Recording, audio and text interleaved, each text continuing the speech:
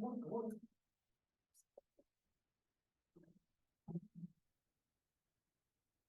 So let's open with a prayer, okay? Our loving and gracious Father, we thank you for this new day. And this is the finals week. So our students are tired, but some of them are here to learn about fact analysis. Be with us. We really badly need your wisdom and your guidance. We are very humble always. We thank you for everything.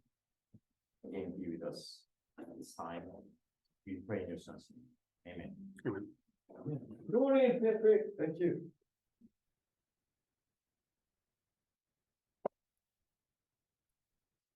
Okay, so you guys, do you know each other? At first years, you kind of know each other, right? Yeah. So just quickly go around and like what year you are in, and your name. I'll start. My name is Julia, and I'm second year PhD. My name is Cameron. I'm a third year PhD as well. Cassidy, first year PhD. Sorry, Esther. Abby, first year PhD. Emma, first year PhD. Celine, first year PhD. Patrick, second year PhD. Connor, second year PhD. That's for that. Yeah, That's yeah, for that. yeah. Yeah. So, I think you're going to do Regression. regression, right? And Esther right? as well, yeah. So first year students, you are going to see them, no? Okay.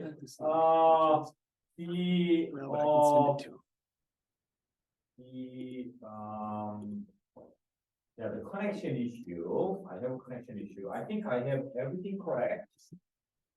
Well, let me try this one.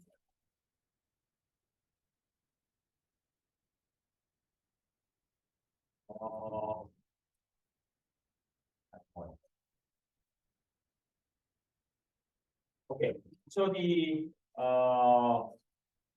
today we are going to talk about, this is very low key, low key, like a introduction, and then we are going to do some like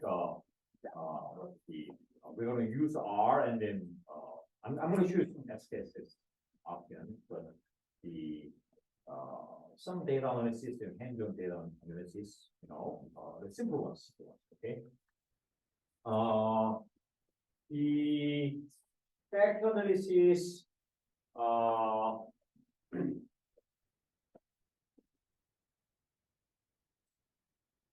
I mean, you know what is, right? Yeah. So, maybe, there's X, there's Y. Do you remember this one? So this is B, and then this ratio is called A, right?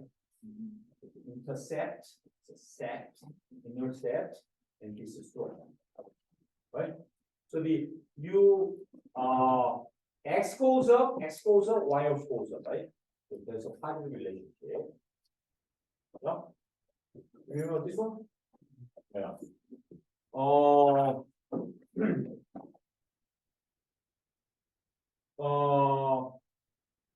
I also do research using AI. Have you heard about deep learning? Deep learning? Deep learning is this. Sometimes you're like, oh, AI, wonderful, like, people are scared, Yeah. They have this one. What's it? Like input layer, and then they have like hidden layer, and then they have like outcomes. So you have like this, probably, so something like this, and then you have like a lot of hidden layers, And then, finally you predict something. This is called deep learning. So ChatGPT, all these like modern day AI, there are a lot of different methods, but the deep learning is the most popular one. And then each of these one is this. Okay, but you have billions, trillions of these simple ones. This model was actually proposed by cognitive psychologists. Okay, yeah. So, so they want like a model, this brain like neurons connected like this way. Okay, so this one is very, very important. Very simple but very powerful. So what I mean, so factor analysis basically you use this one.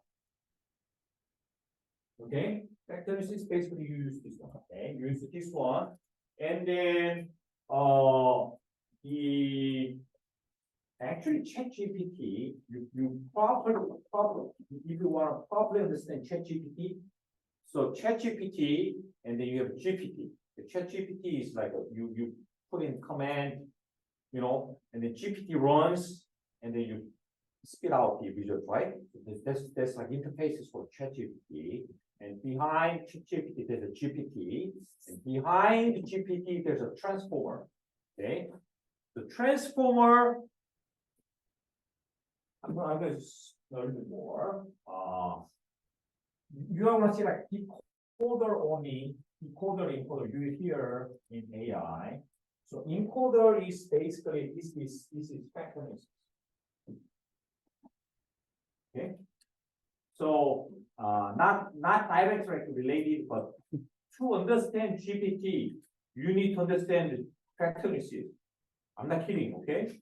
No. So AI, behind AI, there's actually factor analysis. Okay, and then method 4. So AI, the simple relationship is the foundation of AI.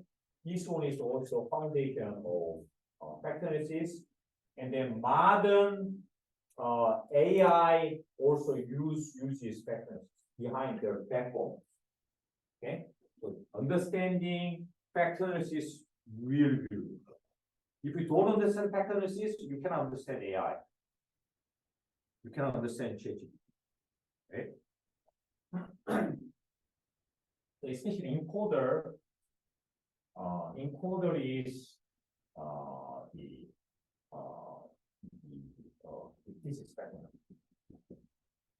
Okay. So what is factor analysis?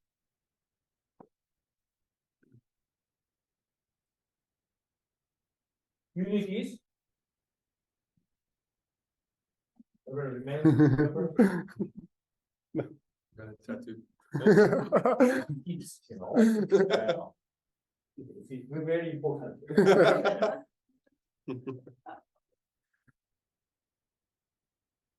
Okay.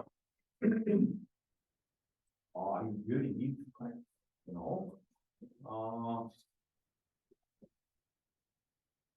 if I can have comment. You can try taking it. Yeah. I don't know. Okay. So factor analysis. Okay.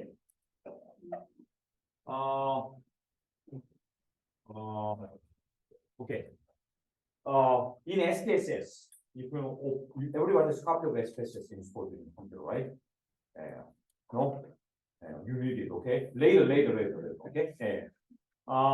So in SPSS, there's like a lot of different things, mean comparison, a lot of different methods, and factor analysis actually is under the category called dimension reduction. Okay, so factor analysis is a method for dimension reduction. Okay, so what does it mean by dimension? Dimension. By the way, I speak English as a second language. Okay, so if my communication is not clear, please let me know. Yeah. my seventh grade, my son always tried to correct me, my English pronunciation. Very, very successful. I'm trying my best. Oh, yeah. Could you say again what it is in SPSS? You said Dimension reduction. Analyze dimension reduction. dimension reduction. Yes. Later I'm gonna show that to you. Okay. Mhm.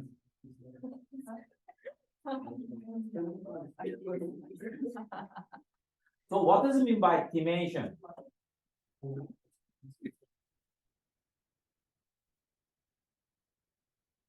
Like you do it like from scratch all over again, yeah. You can listen to what I'm saying like while working on this, right? Yeah, you did. Okay, so dimension reduction. So you want to reduce the dimensions, right? Basically, this is a method you use to reduce the dimensions. So dimensions. Okay, the let's say ChatGPT. Okay, ChatGPT. Each word becomes one dimension. So there are a lot of documents in the world, right? And how many words are there? Billions, trillions dimensions, right? Billions, trillions of different words in different contexts, different documents, right? Make sense? Yeah. And you want to reduce it because there are so many things you want to reduce it to understand it better. Okay. Now you are so in psychology, effectiveness. Heard about MMPI? How many items there?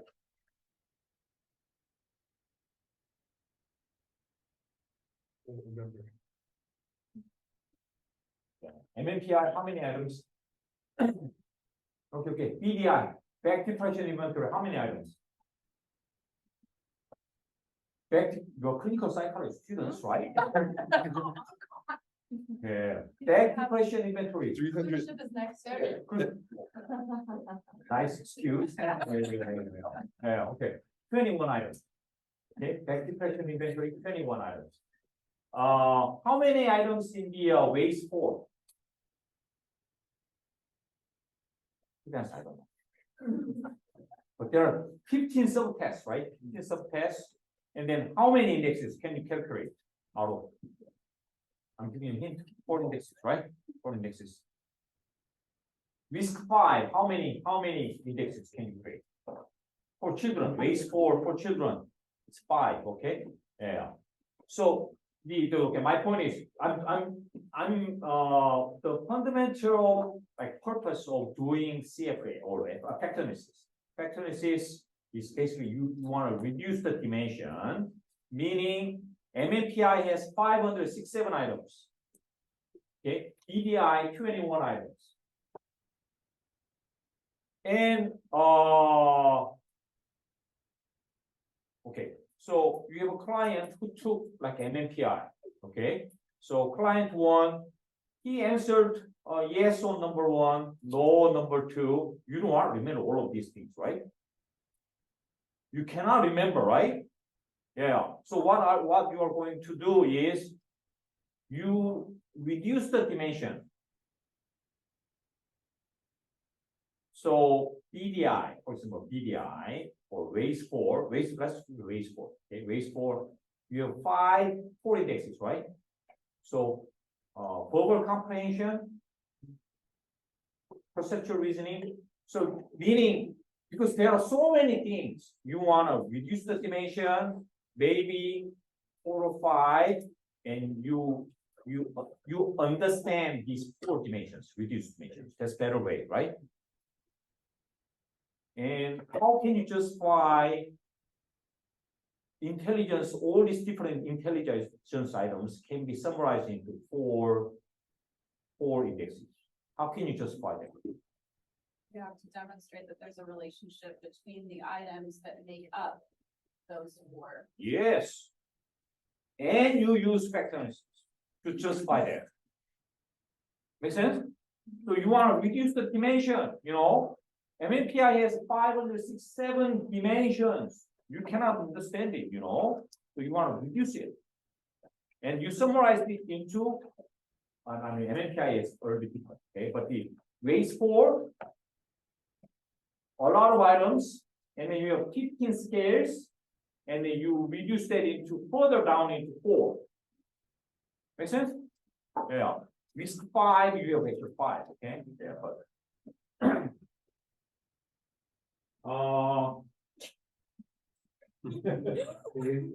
think so much? Yeah.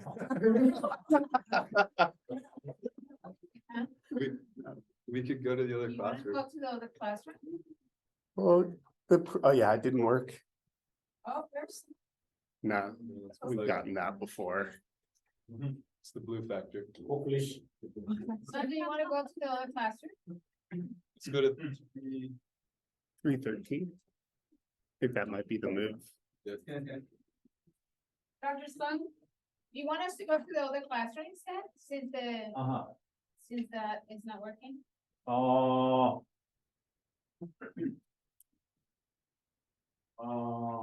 Okay.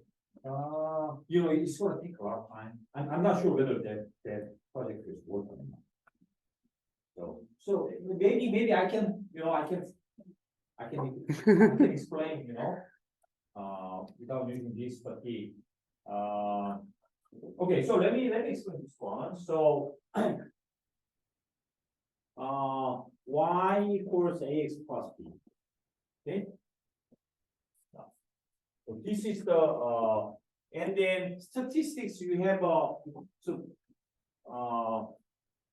this is like a kind of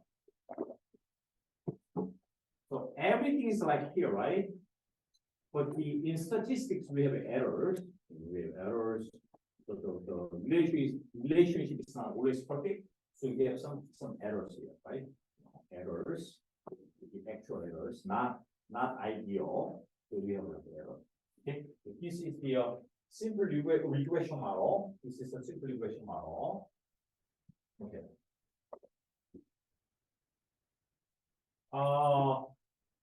Okay. The factor analysis, you don't have this. Factor analysis, you don't have this one. But you have multiple y's.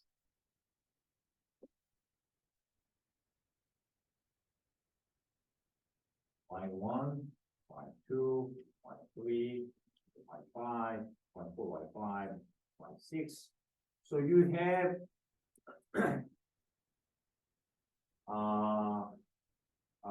okay. You might have like something like this. A1, E1, 2, blank. Keep on. Okay. Yeah. This is factorization model in equations.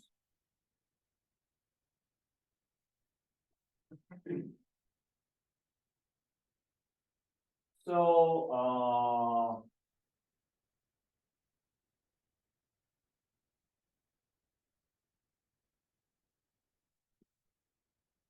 that makes sense? Yeah. And now, Sorry, maybe this makes sense, and I'm just not getting it. What is the question mark? you don't know. Oh, okay. You don't know. Then I'm all right. Yeah. So you wanna estimate? Yeah. Nobody knows. Okay. Nobody knows. Yeah. So right, it's a relief, right?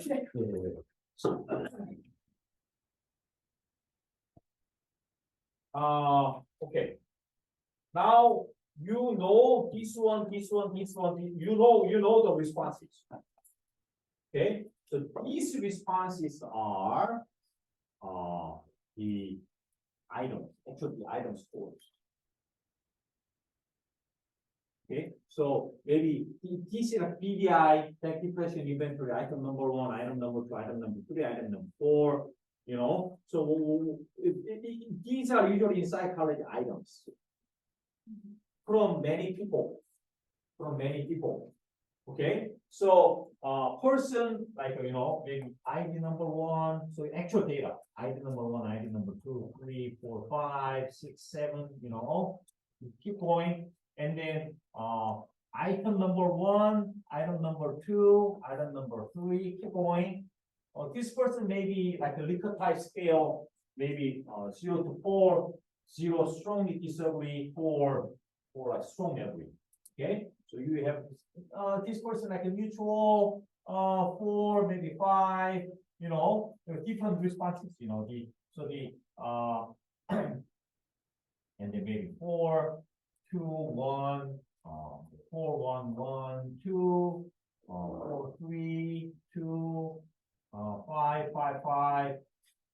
Very agreeable. 1, 1. So you have data like this. And this one is this one. This one is this one.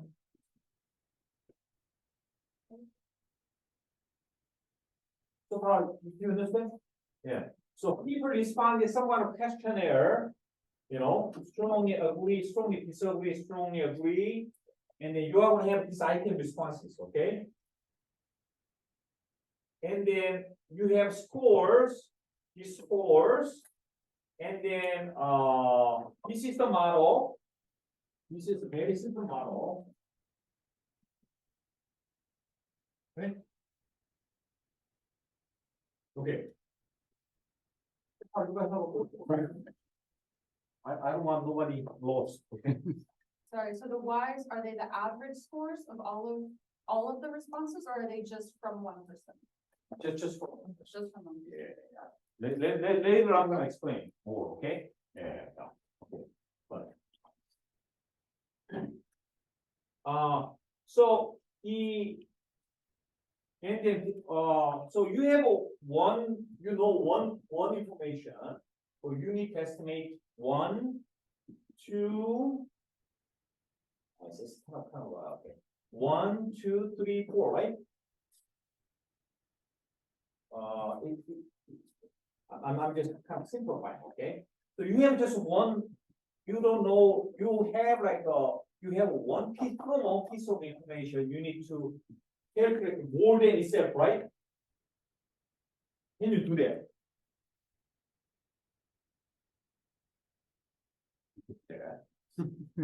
You just one and you make out of 4. I'm God, You can do that. So there's a way to simplify. You can eliminate these things. There's a way. Okay? Yeah. You standardize variables. You standardize these things, and then your intercept is separate. Okay. Okay. The intercept in statistics, is almost always interchangeable with the mean. What is the mean of standardized variables? 0. It becomes 0. So you use standardized means like you make the variables mean 0. Okay, so you make it 0, and then your intercept disappears. So your model becomes very, very simple. You now estimate one piece of information, 1, 2, 3, right? Can you do that? Oh, you cannot do that, Yeah. So to estimate these unknown, a lot of these are now unknown things, you need at least 1, 2, 3 variables. So you basically estimate these multiple unknowns. You need to combine multiple variables. So for factor analysis, every one factor, you need at least three indicators or 3 items. Make sense? Now, for one factor, so if this is really bottom line, you need at least 3 items to estimate estimate one factor. Make sense? So factor factor actually represents a set of related items. Okay. Back depression inventory. Back depression. What are the three like I mean, there are a lot of theories, okay? The three factors of depression. Depression. Three factors of depression. Low mood. Yeah. So the affective dimension. Okay, there's affective dimension, right? Yeah. So low mood, you feel blue, you feel sad, right? And then there's a cognitive dimension, right? You cannot concentrate, you know, and then you feel like hopeless, like helpless. That's maybe cognitive. And then there's a somatic dimensions of depression, right? You lose your appetite, you lose your libido, like sleeplessness. So depression can be back depression inventory 21 items, but you reduce that into 3 dimensions, and you can like easily understand, right? So if depression has 3 dimensions, 3 factors, how many items the least number of items do you need? So 3 for each one. So you need to at least have 9 items in your if you want to create some kind of measure. Make sense? Yeah. Are you okay?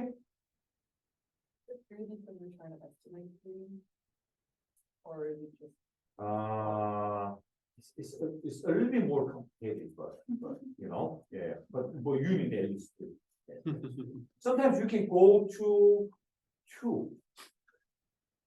There are some conditions, very limited conditions. You can have like as low as like as small as 2 items, but usually it's 3 items.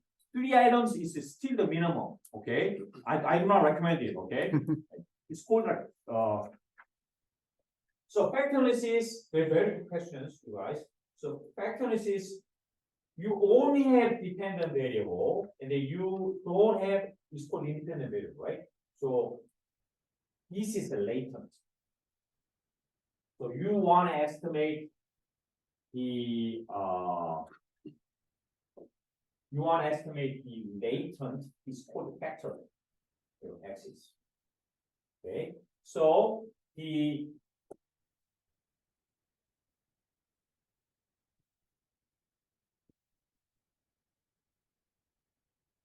identification is very, very important.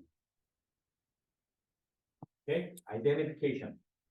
So factor analysis is advanced statistics. Okay, so I'm throwing out a lot of jargons now, and then this is advanced. So also multivariate, not univariate. You have a multiple dependent variables. You have a multiple dependent variables, so it's a multivariate statistics. And then because it tries to estimate this latent factor, your X, identification is always a big issue. Okay, and then okay, now so you know why, right? You know why, and then you assume there are latent factors. This latent variable. Okay, so have you ever seen factor? It's not, they are not included in your data, right? So you want to estimate. And then how many of them are there?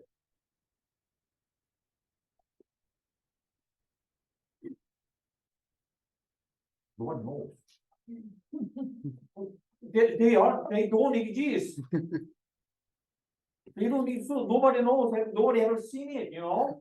So you assume it. You assume there are factors. There are like somatic symptoms of depression. I mean, we assume it, and then usually they are correct, right? You know, but nobody's seen it. You know, even for depression, there are like hey, this is 2 factors, or the 3 factors. Sometimes somebody says like 4 factors. How do you know? Nobody knows. Everybody's correct. Okay, but okay, now, so the identification, and then this is related to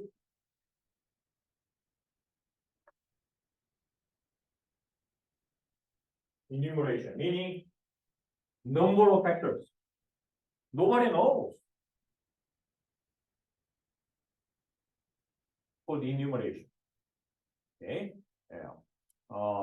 So for factor analysis, you always fit a range of models, different set of models with different number of factors, and you compare.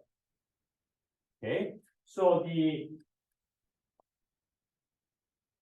model comparison.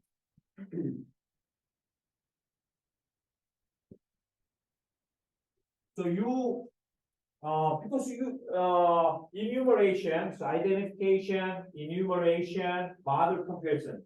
You don't know how many factors there are. Nobody knows.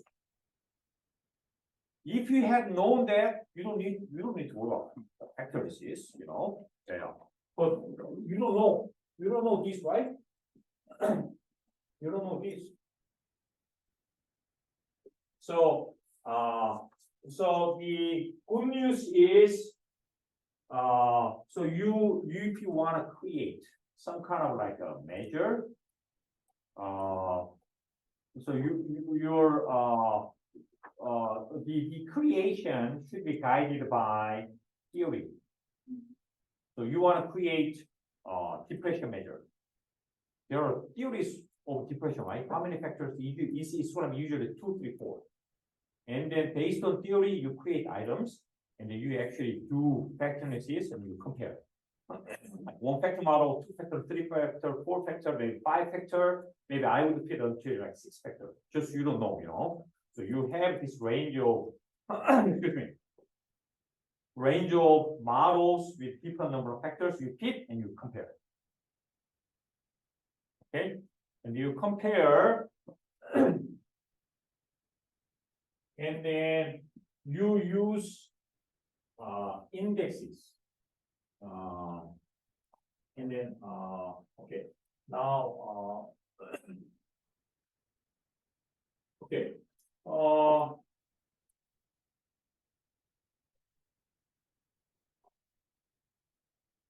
okay,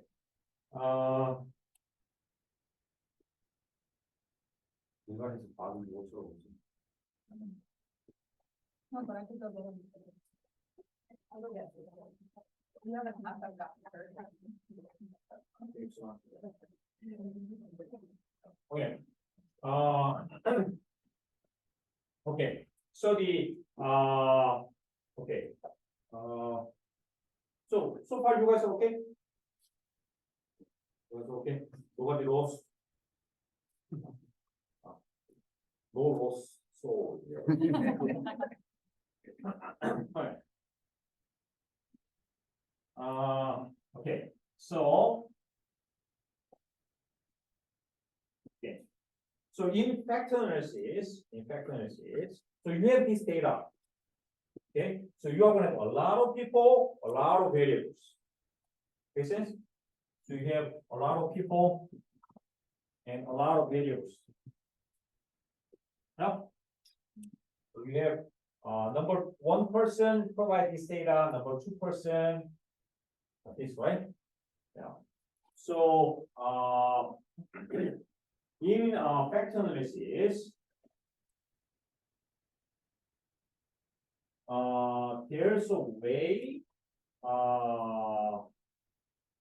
Okay, factor analysis. Many things. We'll just process.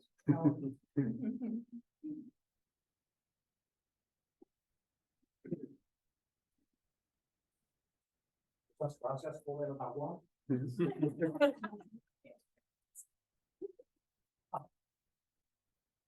You want to use entire 4 then? You could get rid Yeah, of that. let's do that. Yes. Protect it.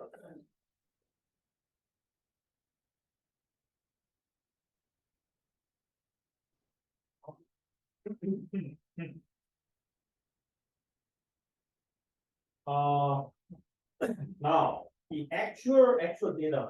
Okay.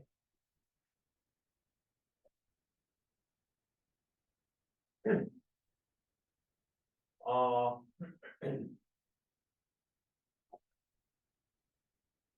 okay. So in actual factor analysis, you do not analyze it.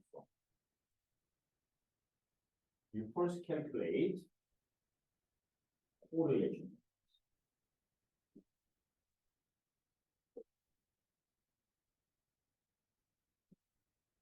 Okay.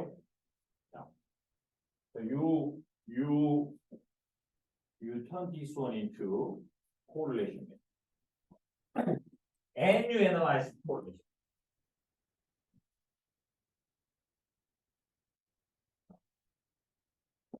There is a way to analyze this data. It looks like a top, right? Yeah. There's a way. There's another way of analyzing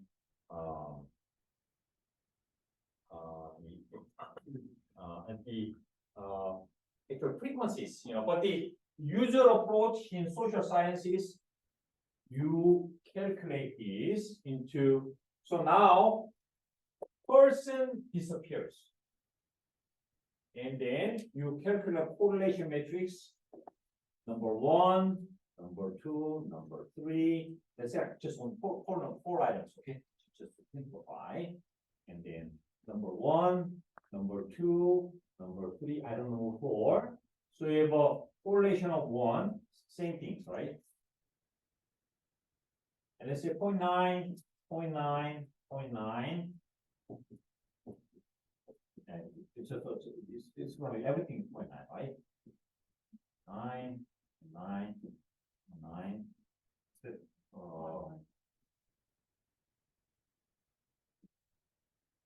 Make sense?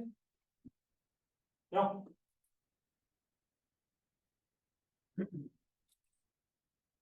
This is like diagonal, right? The correlation with itself is 1, right? Make sense? Yeah, okay. So everything has 0.9 correlation. You understand correlation, right? So the maximum possible is 1 or -1. So this positive correlation, very high correlation is 4 items, right? 4 item responses. This 4 items, let's say 4 items. Only 4 items, we have 4 items. So based on this one, what does that tell you about the relationship between the 4 variables, 4 items?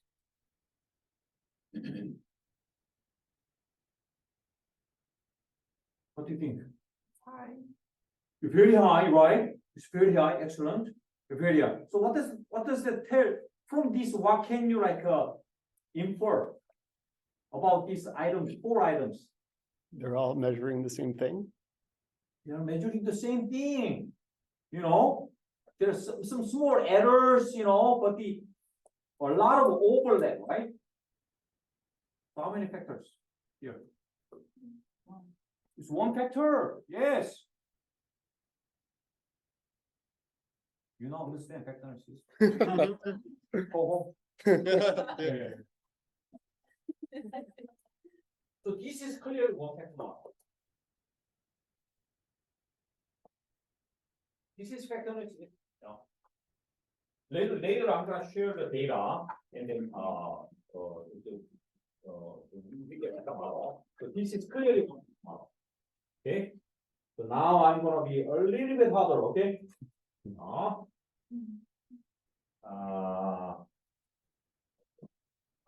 I'm gonna include 2 more items and so that we can see it. 2 factor model.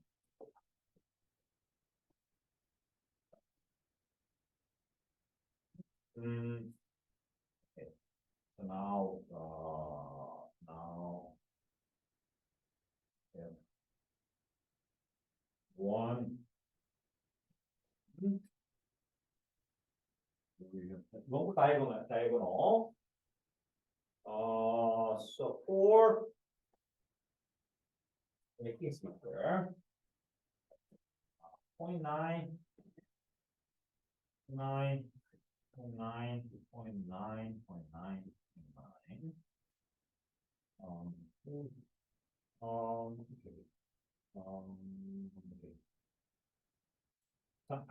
It's just because this part is repeated here, I'm not gonna fill out this part, okay?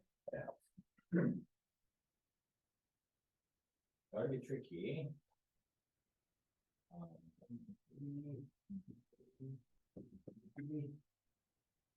Is that correct?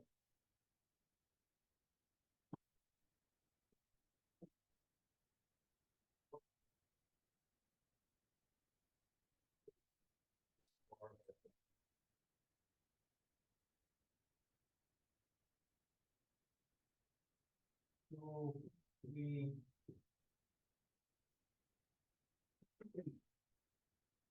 Yeah, so, do you see here?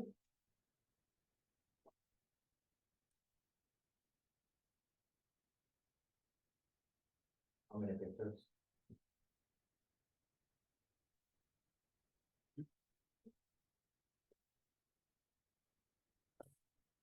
Make this easier, okay?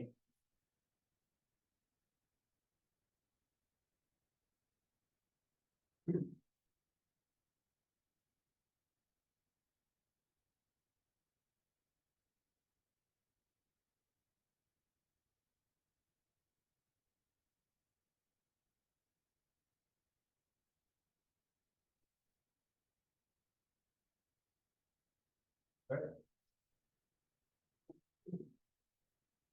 have to take the point nines on item 4 off on the top row. Otherwise, they disagree with each other. No, vectors is. So what do you think? How many vectors? Two vectors, right? So there's one vector. Vector one, what is it? Vector one is included, how to say this? Comprised by 1, 2, 3, right? Does it make sense? So this is one vector one. There is another vector. You are with me? Yeah, are you with me? So this is one vector.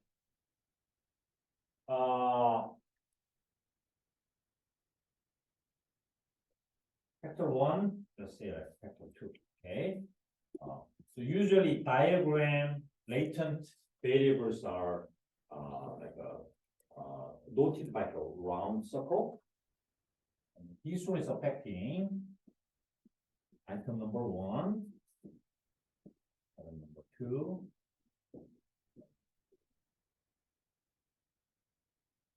Make sense? And then item number 4, item number 5, sorry, item number 6. Sorry.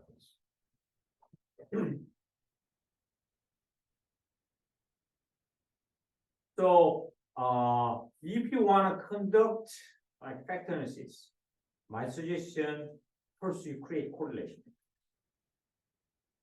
Okay, yeah. So when you create a correlation matrix, you sort by your theory the related ones, and you will see this kind of pattern. Is it? Yeah. Now you get it. Yeah. So now later we are gonna calculate the factor loadings. Okay. So now let me calculate factor loadings here.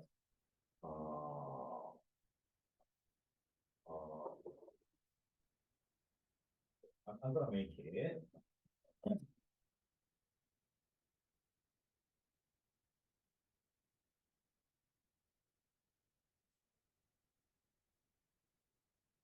Okay.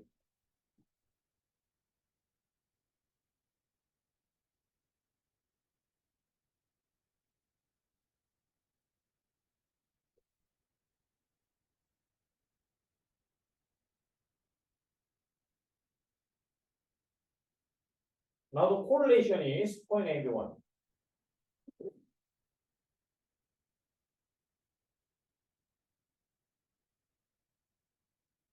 Do you remember this one? AX plus B, right? No, and you don't know A, right? You don't know X. So you don't know A, but so you know the like maybe X, so you don't know, right? And then you can eliminate this one, and then you have this one's error, right? This is the model, right? Yeah. So you have a Y1, maybe A1, X1, Y2, A2, X1. Let's say F1, you know, you have two, F1, F2, Y3, E3, so E1, E2, E3, 3. Now Y4, A4, F2. I made a mistake. 1, 1. Y5, A5, F2. I'm sorry, let's do it this way. No, I don't want anything. Consistent I1, I2, I3, I4, I5.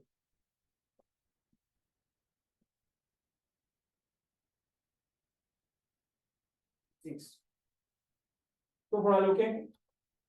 So this one, this is the diagram. These are the equations.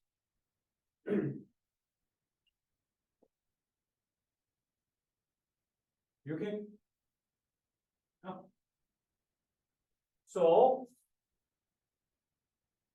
you are not interested in these things. You are not interested in these things. These are errors. You know, later there's a way to. I mean, you want to minimize these things, but you know there are always errors. You know, so but if you model there's a lot of errors, you're later we're going to talk about the model fit. Is the there's a way you know to so you're not your direct interest, and then your major interest is this one. So you only have this. You now have only this one. You want to know these things. These are called factor loadings. So you need to report these things. Okay, A1, A2, A3, A4, A5, A6. Make sense? So A's are important. You need to because this one is basically slope. What is slope? So now you have F, it can be F1 or F2, and you have like an item score, right? Item.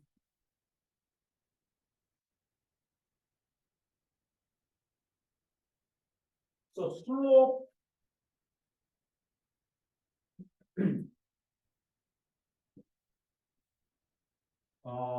You can have like this, or maybe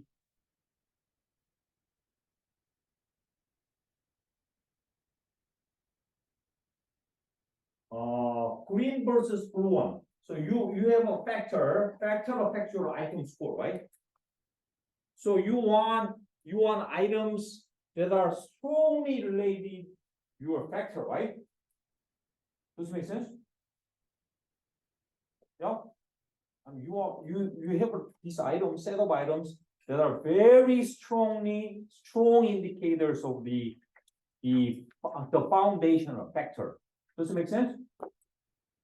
You okay with that?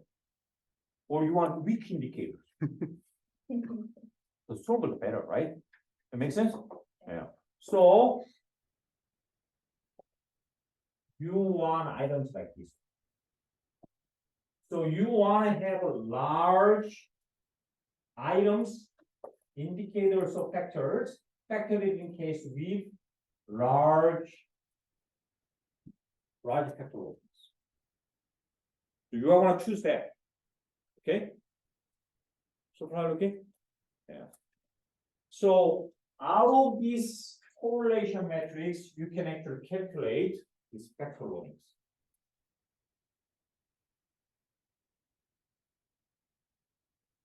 So let's have you calculate. Okay?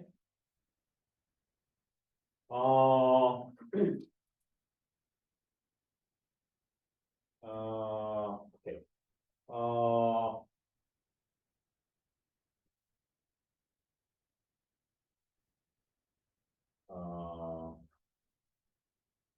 I'm looking for like a easily explained that way. I think. But good news.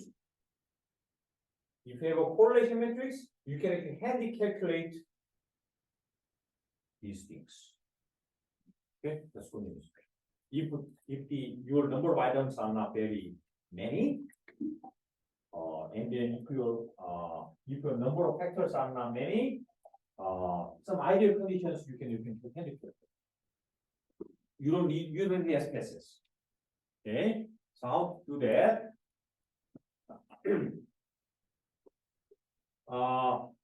This model A1 two factor loadings, two factor loadings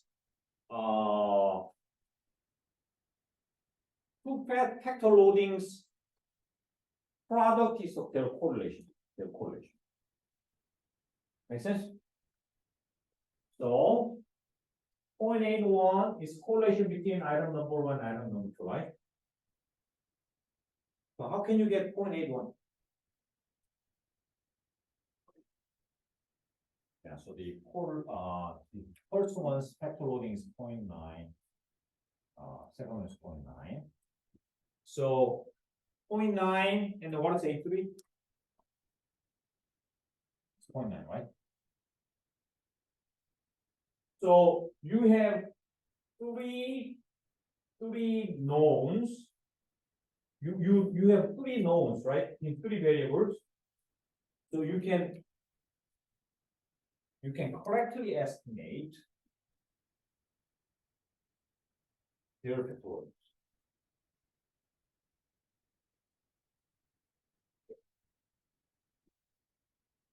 A1 times A2 is correlation between item number 1 and item number 2.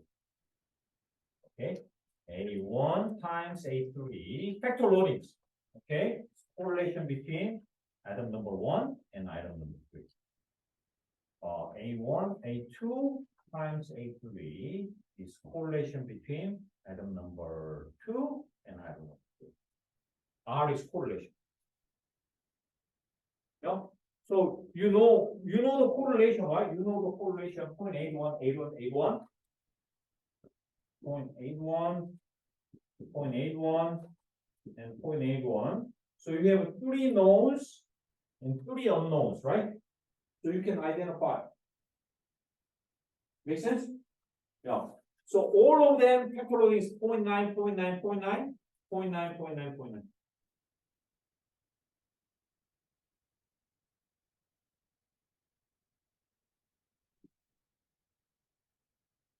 I think it's okay. Yeah. This is how you do factors.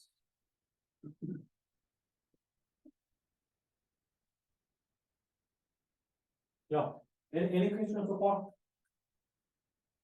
Now, let's say you only have two items. And then two items it's not a little bit complicated. Okay. Yeah. Under certain conditions you can identify. So I told you need for each factor you need to have three items, right? To identify them, identify the factor model like this, you need to have each factor you need three items. Okay? So three unknowns, you estimate three unknowns from three knowns. The three items will produce three correlations. From correlations, you can calculate the three factor loadings. Okay, yeah. So if I, if I permit you to throw a little bit more jargon, okay. So you don't need to understand this, okay? Regression model. Regression model is, so this is called just identify. This is called just identify. It's called just identify. So because three unknowns, you calculate three knowns, you calculate three unknowns, right? So it's called just identify. Okay. So degree of freedom for this model is 0. Okay. So but if we have 4 or more items and then you estimate one factor, the model will be over identified. Because four variables, you have six correlations, but you only calculate 4 factor loadings. So degree of freedom is 2. You have it's over identified. You have more information to estimate, from which you can estimate like a less number of factors. Okay, so a little bit harder. Okay, but you have only 2 items. Is the model is under identified, so you cannot identify. Regression and ANOVA, all this model we teach you, right? Regression and ANOVA is so regression and ANOVA are just identified models. So they don't calculate like degree of freedom, unit report this is all so. A lot of. So, but like, if you're creating a scale, the 3 items is obviously the minimum. Minimum, yes. 4 or 5 items would be like a bonus because it would give you more degrees of freedom. Yeah. Right. But like, from your experience, where is the line between, because I mean, you can't have scales that are like, immensely long, that's just not feasible. No. So what's the, like, in your experience, what's the sweet spot between, what's possible for the test taker, but also like gives you that degree of freedom that's good, benefit. Good.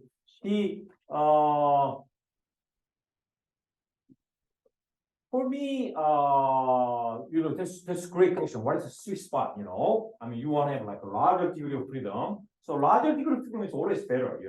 So how about you create a scale with 1,000 items? You are going to have a lot of degree of freedom, right? Yeah. But for the test takers, how long will it take? Yeah. So and then you need to pay more, right? You pay more, and then it's going to take a lot of time for you, also the test takers, right?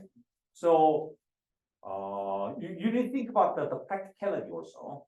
Yeah. I mean, these days, MMPI is the really you heard about MMPI, right?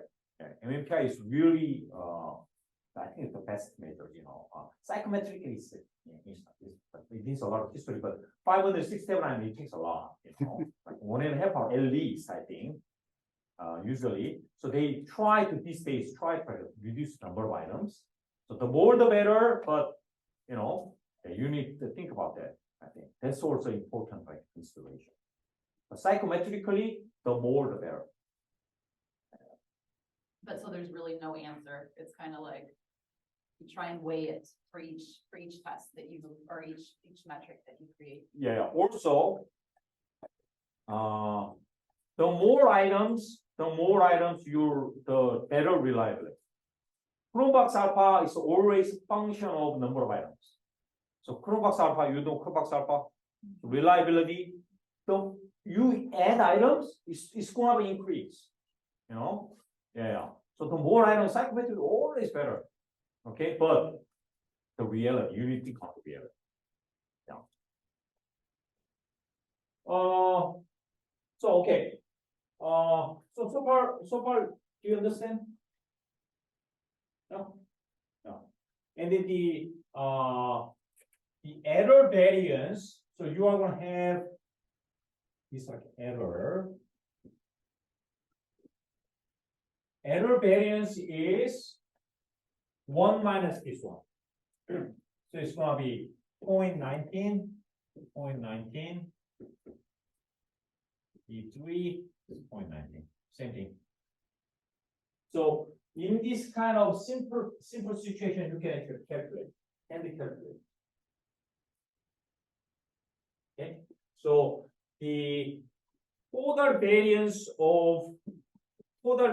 is like because this is standardized. The variance of this one is 1, 1, 1, 1, 1. So out of that, the factor determines 81%, which is the square of this one. 81% of total variance of each item is determined by their own factors. So this is very good model. So 90% of the variance in your item responses cannot be explained by factor and then explained by something else. So what is the cutoff for? So factor loadings are very, very important. What is the cutoff for like the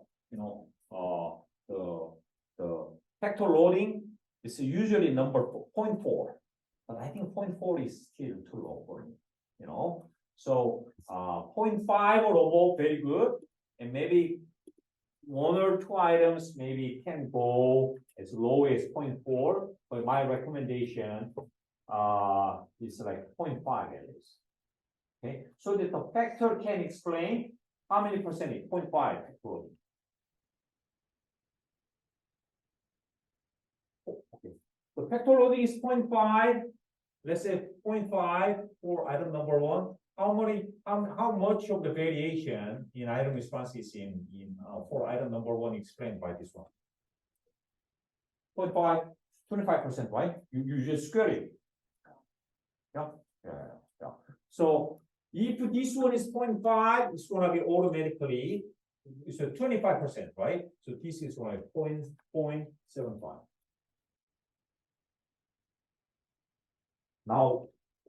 Now numbers you get a little bit like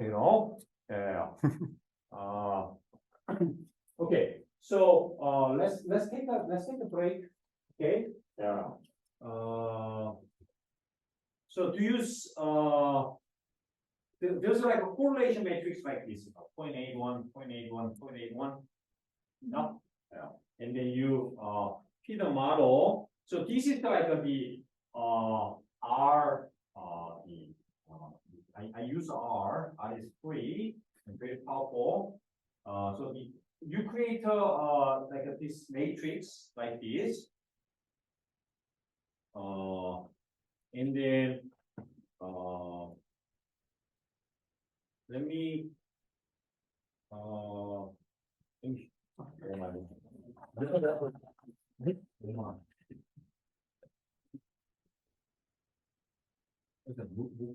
She gets extra credit, right? Spanish back now to both gas.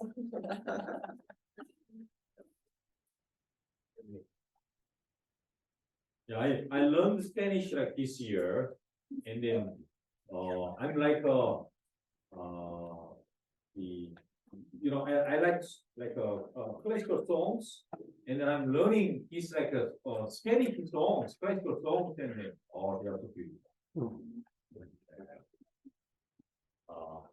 That's Flores, she's a native speaker, so she's teaching me a lot of good Spanish. Okay. Right. So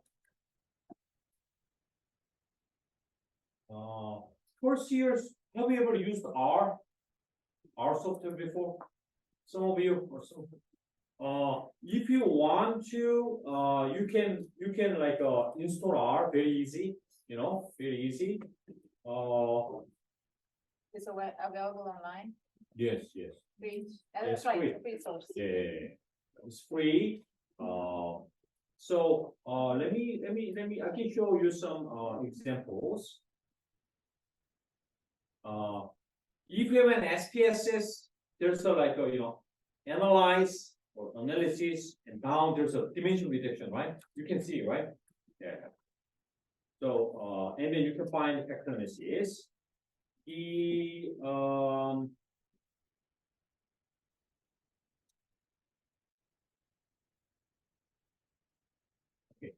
now moved I have a PowerPoint slides, but it has a lot of materials, a lot of materials. So if you wanna really understand deeper factor analysis, you need understanding of linear algebra,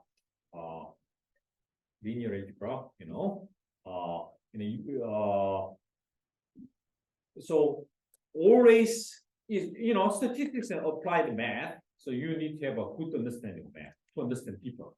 Okay,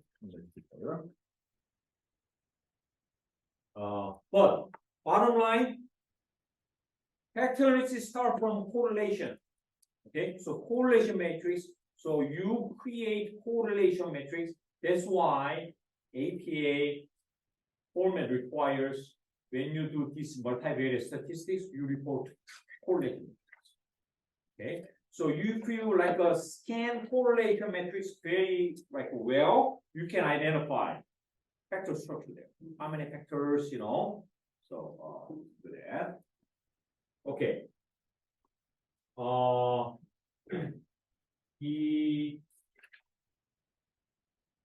Okay, so now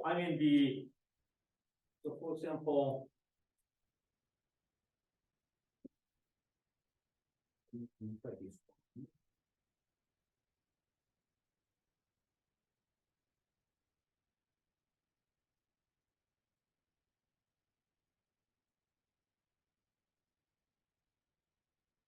better with larger font.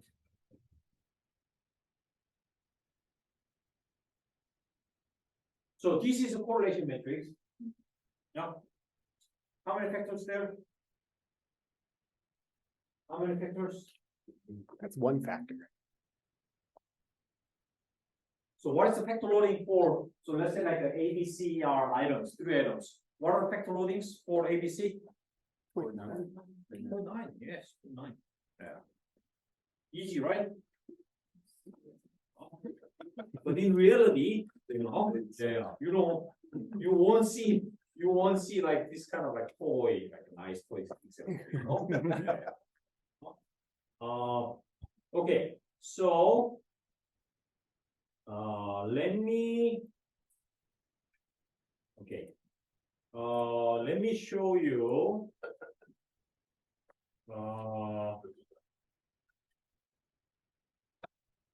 So let me give 2 examples.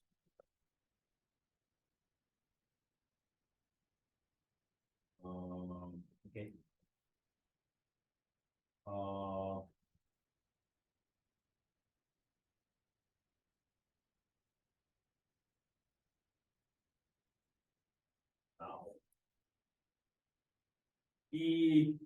Now,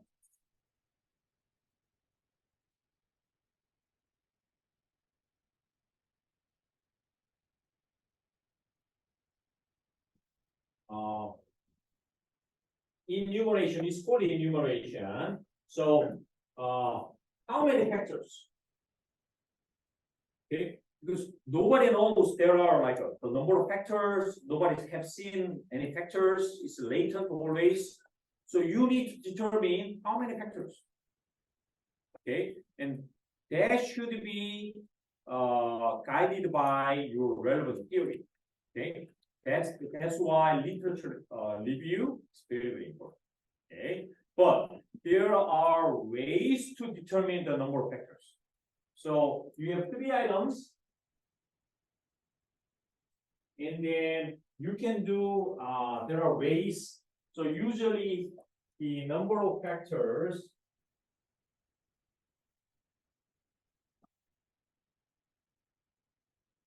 this is from linear algebra, okay? The matrix algebra. So you calculate eigenvalues, something called like eigenvalues. And then you have 1 item, 2 items, and you have 3 items. Okay, and then these are the eigenvalues. So you have 3 items. So your eigenvalue number one, number two, number three, so you have like eigenvalues here. And then, if you sum them up, it's 1 of 3. Okay, so the first eigenvalue, you can see it's almost like 2 point something, right?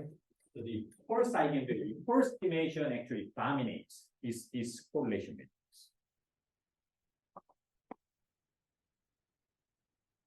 So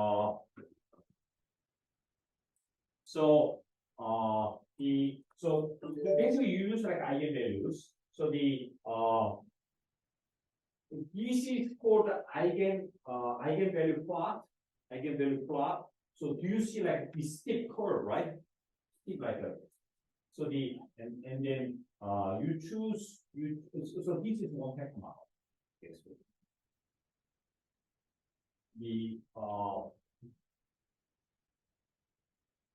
okay.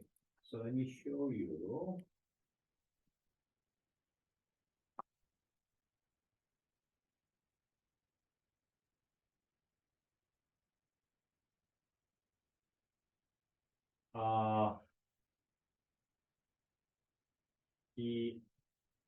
So you have like 0.9, right? 0.9, and then 0.9. So you have one factor, 0.9, 0.9, 0.9, and then 0.19 for error variances. I explained this one. Yeah, this thing to you. So so how many factors? How many factors you usually use eigenvalues, and then SPSS, R software, they calculate this for you. Okay, yeah. Eigenvalues means basically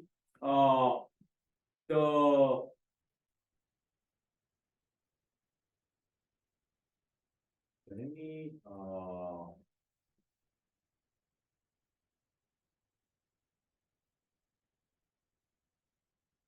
yeah, so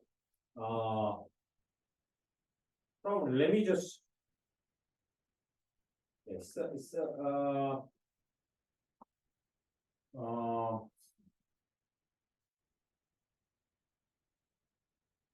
okay, so yeah, it's kind of hard for me like to come on back and forth, this PowerPoint is a lot like PowerPoint has a lot of because you only have like you don't have a lot of time. So just I'm gonna just use this one. Okay, so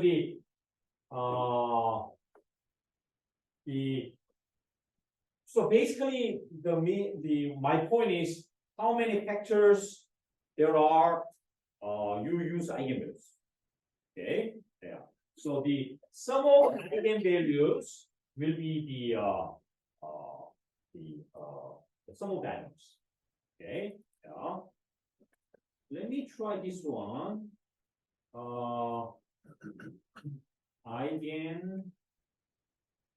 Eigen for 2. Okay. Do you see the eigenvalues here? Yeah, eigenvalues here. So some of the eigenvalues are, don't try to understand. Okay. You don't need to understand. Okay. Yeah. No, it's okay. The eigenvalues, some of this is what?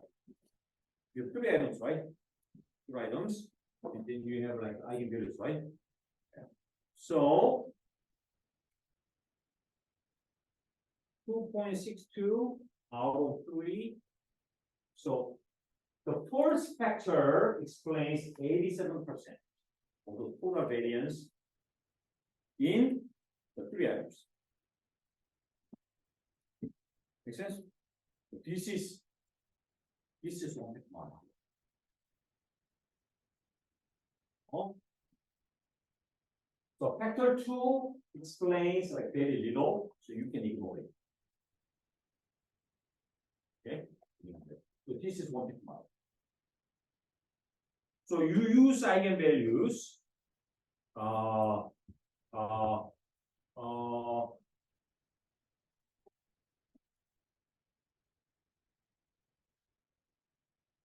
Okay, and then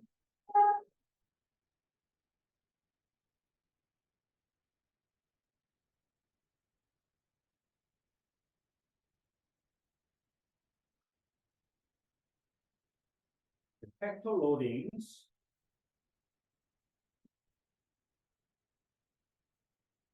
Let me show you this one and then I'm gonna move on.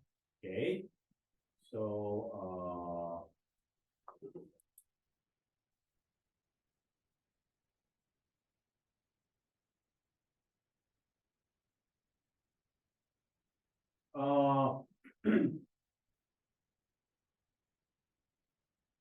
okay.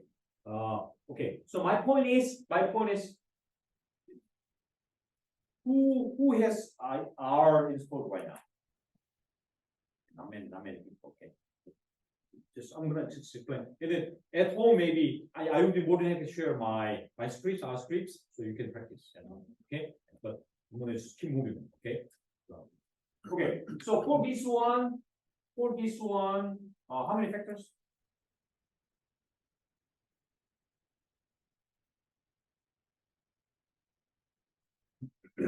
For this, how many factors? Probably it's one factor, right? Now it's one factor. Okay. Yeah, this is one factor actually. So the first eigenvalue explains like more than 3, right?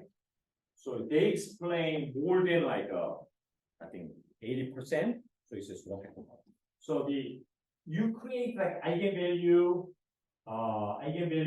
so plot is gonna be you are gonna see a lot of steep like a curve, steep like a down and like this, and then usually you keep it's called screen.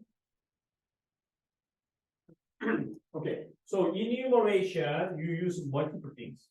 Number one, eigenvalue. And then you use eigenvalue, and then okay, the first thing is script plot. Number two, parallel is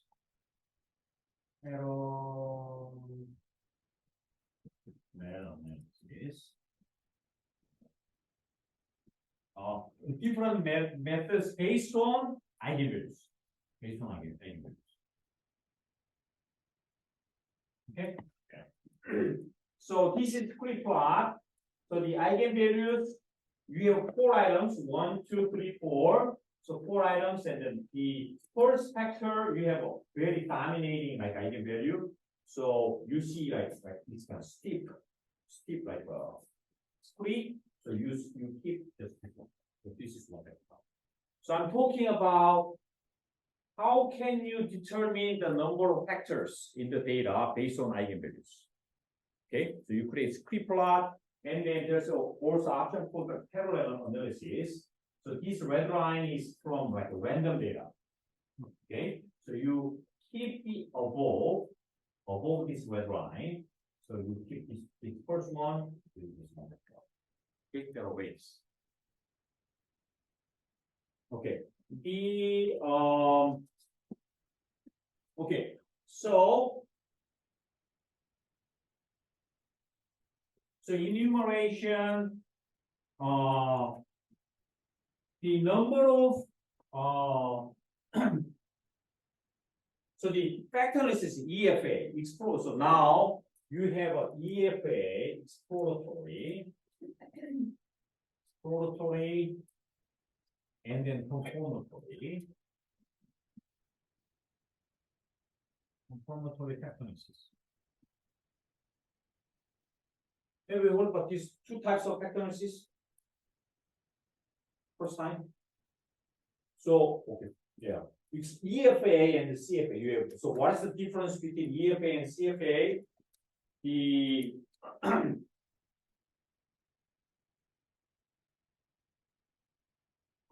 you wanna chart a new area. Nobody knows. You know, I just create this item, this set of items, and you want to know like how many factors are there. So in that case, you use exposure. Okay. Now confirmatory factor. You know the factor structure, and then you know which item rolls on which factor. You have already like this idea. Okay. So you want this. Okay. So my recommendation, if possible, you start from this one. So usually the if you create like a new set of items, you usually you have a large sample, you collect a large sample, you divide them into two. Sample one, subsample two. So on the first sample, you start with exploratory EFA, and randomly divide the second sample, you confirm it. Make sense? Yeah. You start from EFA and CFA. So that's the proper procedure. But if you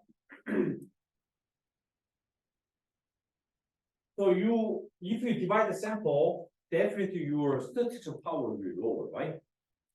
Yeah. So ideally, I suggest use. Okay. If you have a strong hypothesis, you kind of know these items will be loaded on these items, you can start from this so that you can like utilize the entire set. Okay. Now there's another method. You can combine EFA and CFA. Yeah. Okay. And then, you. Are you sure, Doctor? Yes. Exploratory. Exploratory SE. And you can combine both.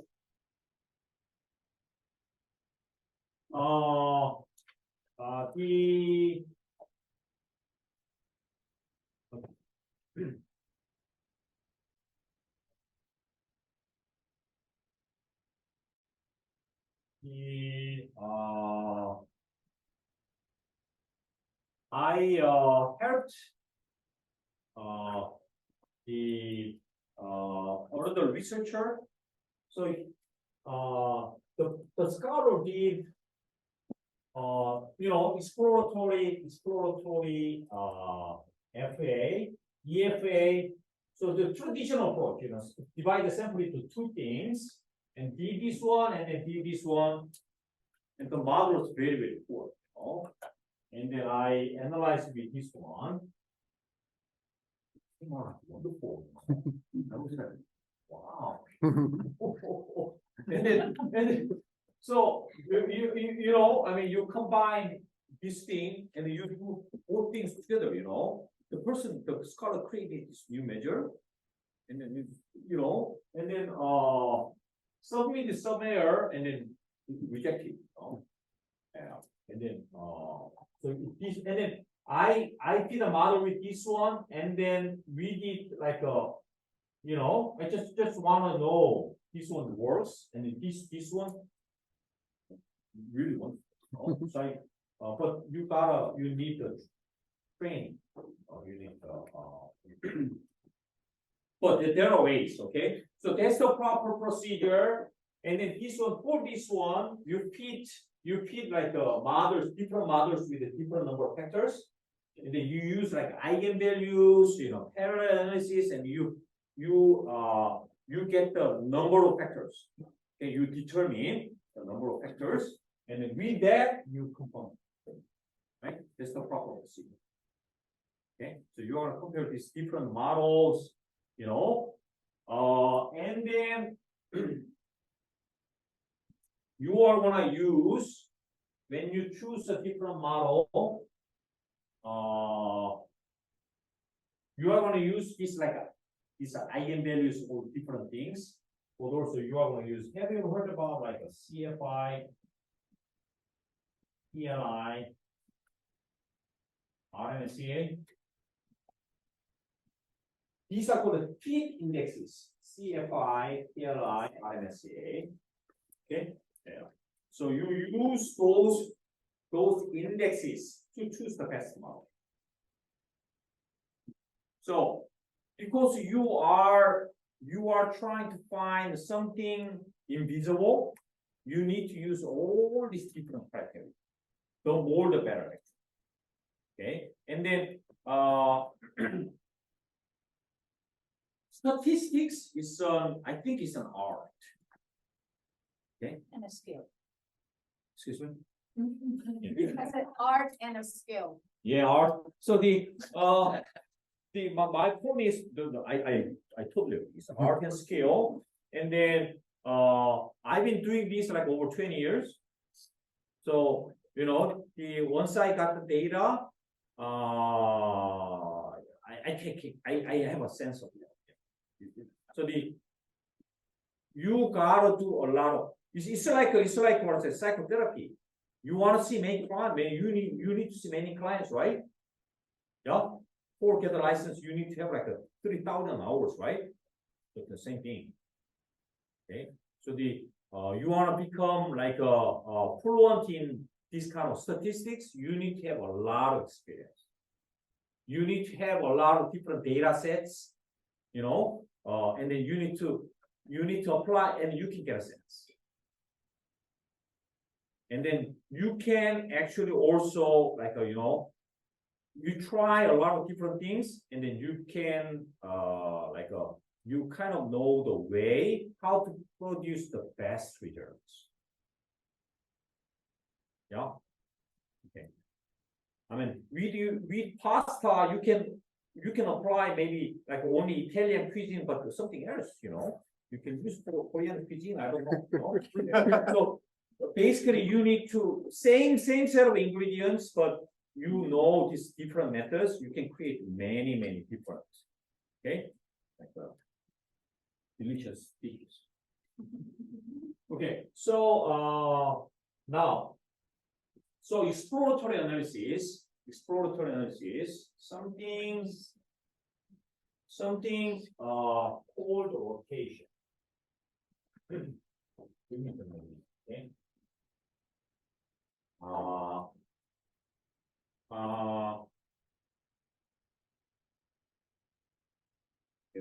Let me try this one.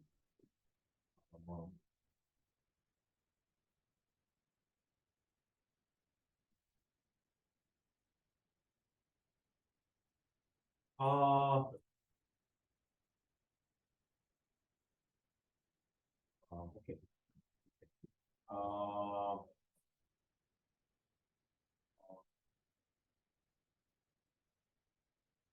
Because I'm struggling like not to show you a lot of technical stuff, but at the same time like okay, yeah, I'm struggling there. Okay, I told you the factor analysis. In factor analysis, basically you analyze correlation matrix, right? Yeah. So do you remember like this 0.9 thing, 0.9 this matrix? Yeah. So and then you can estimate this actually 0.81, right? Yeah. And then the loading was 0.9, right? Yeah.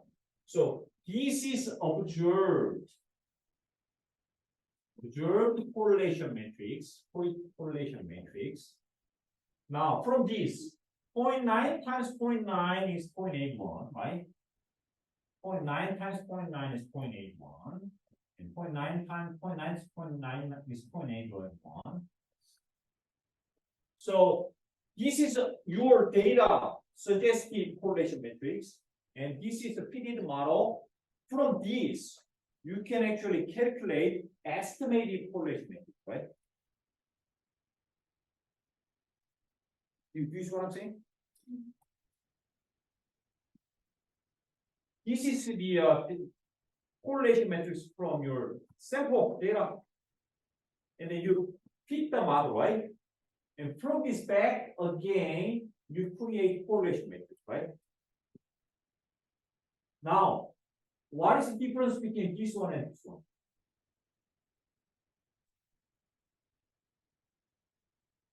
What's the difference between this one and this one? Nothing in this example. It's the same, right? So this is perfect fit. Now the problem is if we increase, if we have a more items, you are going to have C difference.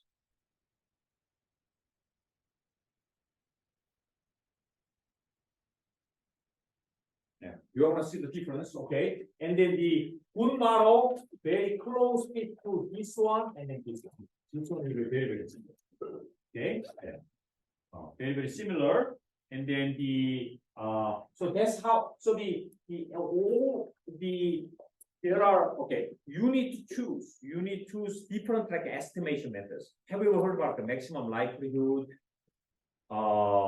Like what's it? Linear what's it?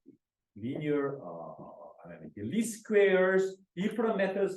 They try to minimize the difference between this and this one. So you need to for factor analysis. You gotta choose like a lot of these different options. Okay. Okay. If you have a factor analysis, you open it, and then you will hear principal component analysis, and then principal axis factoring. You will hear maximum likelihood, weighted least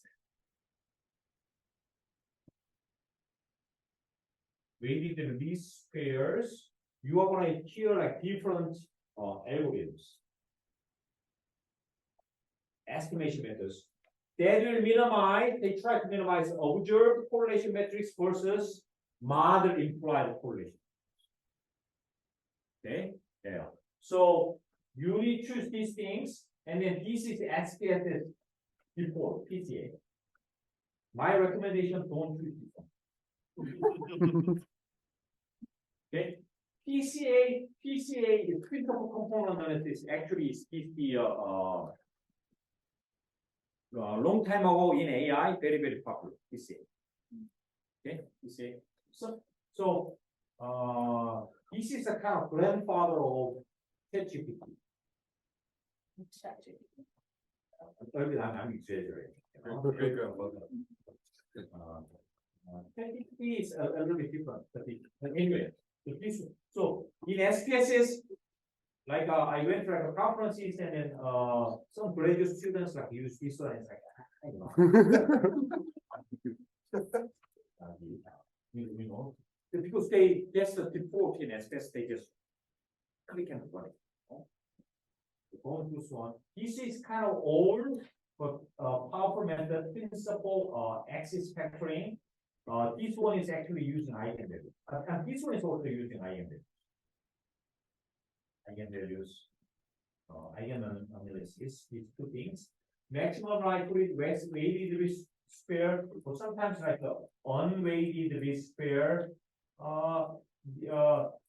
Very powerful methods.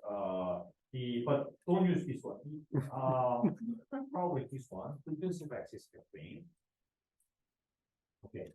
Now, so you choose the estimation methods and the number of factors. You know, you create like eigenvalue plot, script plot, and you choose the number, and then you need to choose rotation. Okay.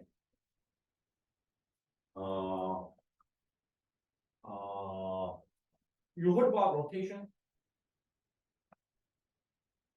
Rotate, we know. This is rotation, right? Yeah.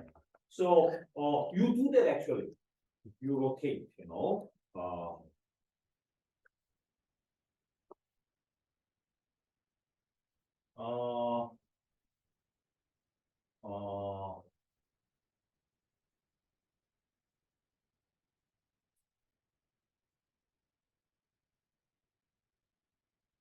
Orthogonal rotation versus oblique rotation.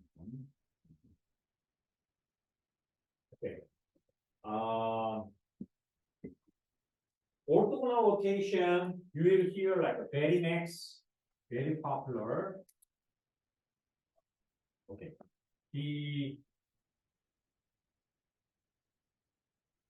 Let me explain notation.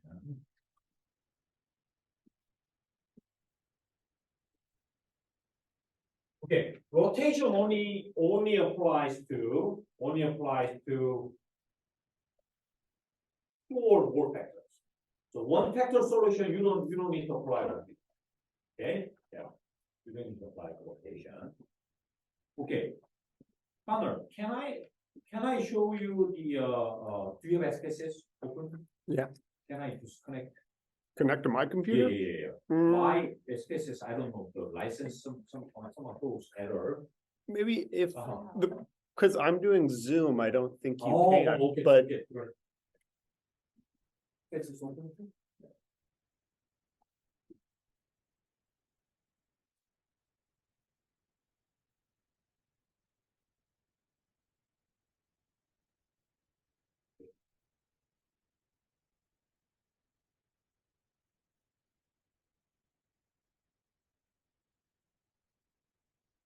It has touch screen, that's nice. So if you go to analyze, you see dimension reduction, right? You see dimension reduction. So if you go there, analyze, you go to dimension reduction, factor. I'm gonna stop anything below. Oh my goodness. Oh, you can just open the Strive Core one data. This one? Yeah. This one? Yeah. Go ahead. I don't want to embarrass you. It's nice data set. This is yeah. So you go to, you go to, You have to go to the corner. yeah. So analyze. So you go to analyze, dimension reduction factor. Okay, so you choose the number of like variables. I don't know, systolic, looks like a lot of health related. Yeah. I have a little high like systolic. Diastolic. Blood pressure, but the so you see extraction. I said principal components, right? Principal component PCA, principal components is the default, right? Don't choose this one, okay? So you go down, maybe like you see like a unweighted risk squares, generalized risk squares, maximum likelihood, principal axis factoring. These two things are kind of archaic, you know. I've never seen that. So the SPSS. I know some statisticians like they ask SPSS, you know, do not treat this one as default. But SPSS is kind of verified, very verified. So anyway, so the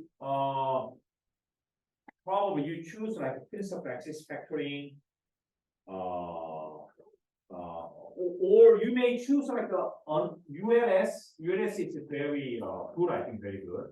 Maximum likelihood is very good, I think. So the maximum likelihood has like an assumption, very the multivariate normality assumptions. So in actuality, you need to think about the missing data. Okay, so the my best recommendation, when you collect your data, you really try to control, minimize the missing data. Okay, like once your data collection is done, it's too late. Okay, so the minimize the number of missing data. So the really you need to think about the ways to think about ways like the participation. Okay, okay. So that's let's choose principal axis factoring. Now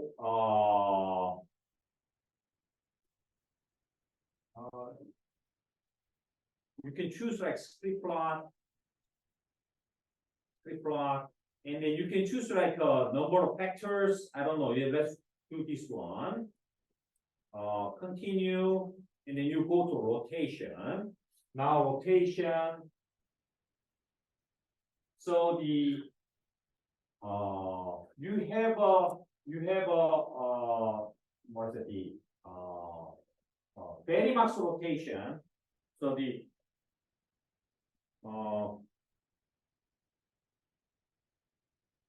now do you remember this one?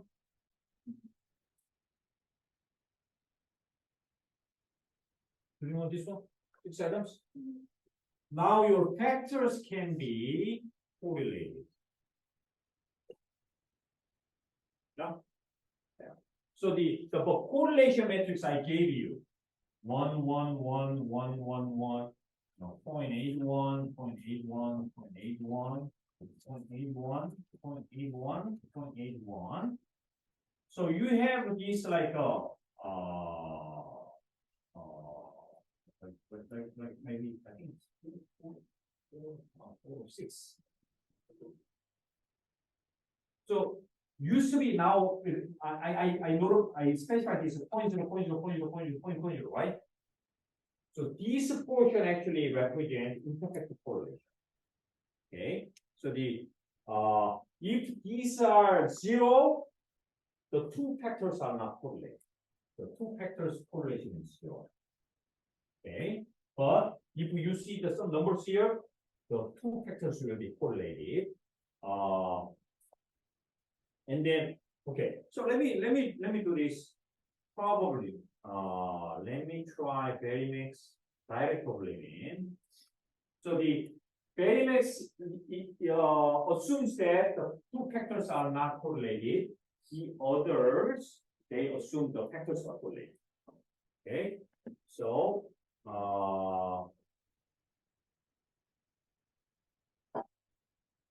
this one options. Okay, let's do this. Let me try this. See the output.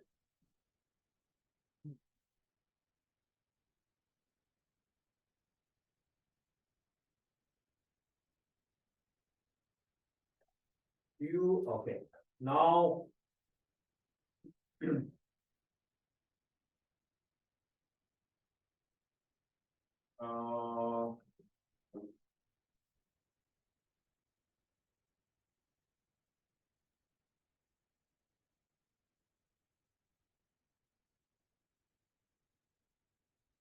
I wanna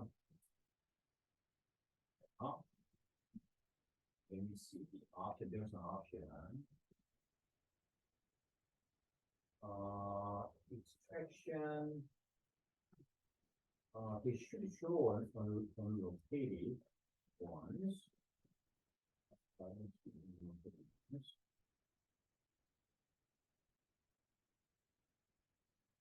I think it's okay.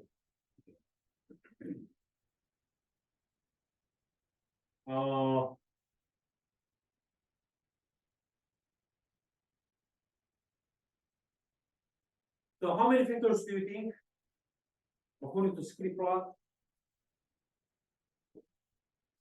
Maybe 2. Where do you see like a steep? Do you see this one is like a steep like change?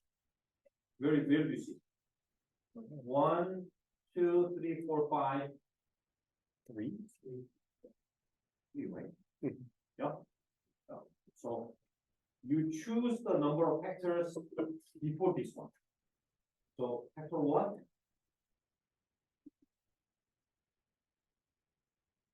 Make sense?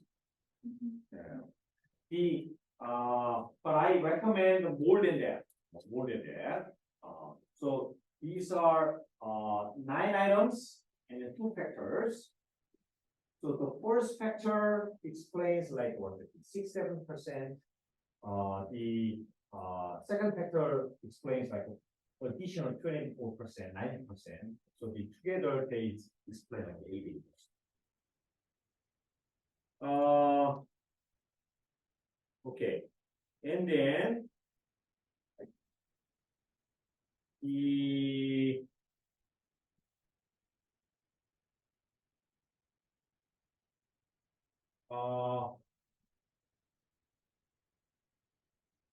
So these are, so the, this is, like the oblique rotation, the factors are correlated. So you have factor matrix, this one and this one. So you are going to explain pattern matrix. Okay, yeah. The now a little bit is complicated, right? A little bit technical. If you go to like details. First year, you guys okay? You guys okay? Yeah. I'm not expecting like both bed nodding, you know. Okay, so okay,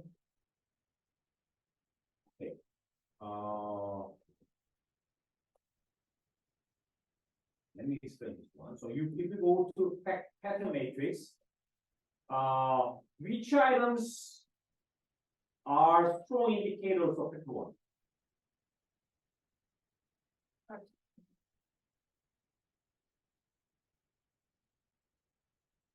I think I see the factors there. This is the problem. Systolic is one factor and diastolic is another factor. Yes. You see, Can't see it. systolic, systolic, systolic, systolic, systolic, right? And then you see diastolic, diastolic, diastolic, diastolic. You see? Look at come out, right? No? So yeah. No, I've never seen this data. No? It should work. Now this is rotating. So this is rotating factor loading capabilities. Okay. So first time you get is this one. This is unrotated. I think this is unrotated. This is rotated. Do you see how? Okay, this is very clean, easy to interpret, right? So this is unrotated matrix. The first time they try to create the first what do you think? What do you think about this one? Is this clean as this one?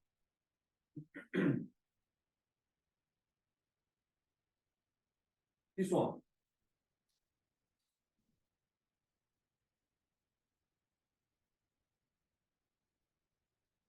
The rotated one looks cleaner.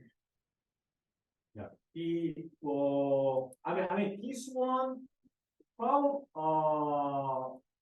I mean this one is clear, right? This is clean one, but this one probably not clean.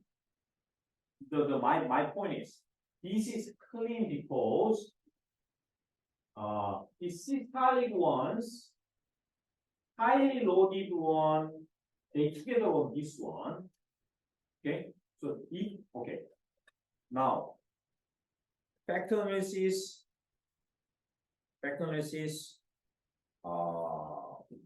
the factor analysis, and then the cluster analysis, the clustering. What about like a latent profile analysis, latent class analysis, latent transition analysis? You heard about that? You got clustering. Anyway, so anytime your analysis involves a latent variable, when you identify your latent variable, it can be factor, it can be clusters or classes, you need to name it. Okay, so if we name number factor one, what is the name for this that one? So this is solid factor, right? How about number two? Yeah. So okay, the point of rotation is first time you get this one is some plane. No, so you rotate it and then you actually rotate it. Okay, I cannot you actually rotate it and then this becomes this one. So that easier interpretation, you need to rotate. Whenever your number of factors are more than one factor, you need to rotate them. Okay? Yeah. Yeah. So you need to rotate it and then you get a clean. Okay? So the idea behind rotation, the idea behind rotation,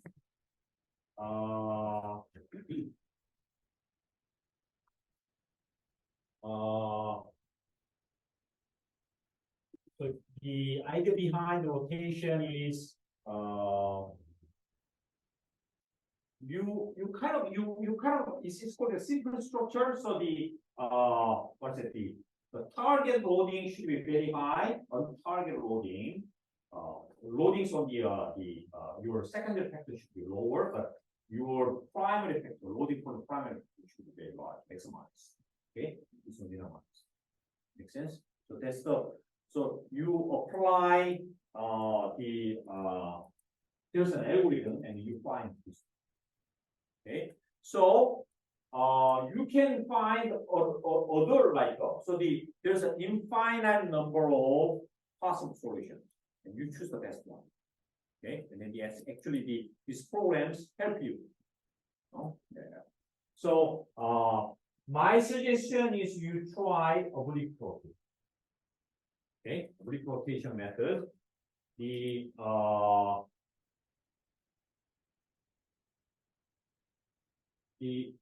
Here rotation, Verimax rotation implies that the factors are not correlated; they are orthogonal, independent from each other. But in social science, all the factors are related, so you choose either out of 1, 2, 3, 4. Okay, yeah. Popular ones direct overlimit and Promax is also. Yeah, so I've seen like graduate students, they use like a PCA, principal components with like a Verimax, it's like oh. I mean, sometimes you need to use Verimax rotation. Okay, yeah. For example, the attachment theory. What are the two dimensions of attachment theory? Especially adult attachment. I mean, there are 4 categories, but the fundamental 2 dimensions. Anxiety and avoidance. Okay, so low anxiety, low avoidance, it's a secure attachment, right? Yeah. High anxiety, high avoidance. It's like a preoccupied, like you have names, 4 quadrants. So adult attachment,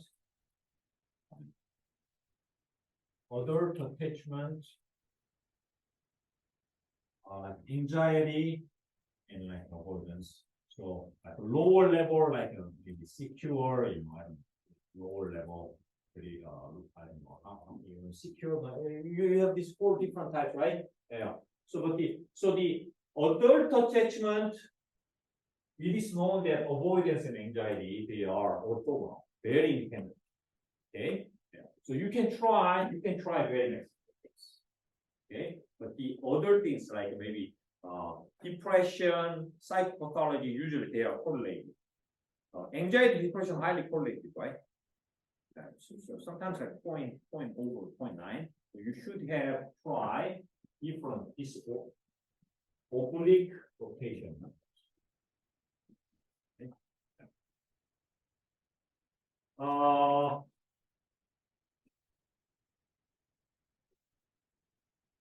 Okay, so that's the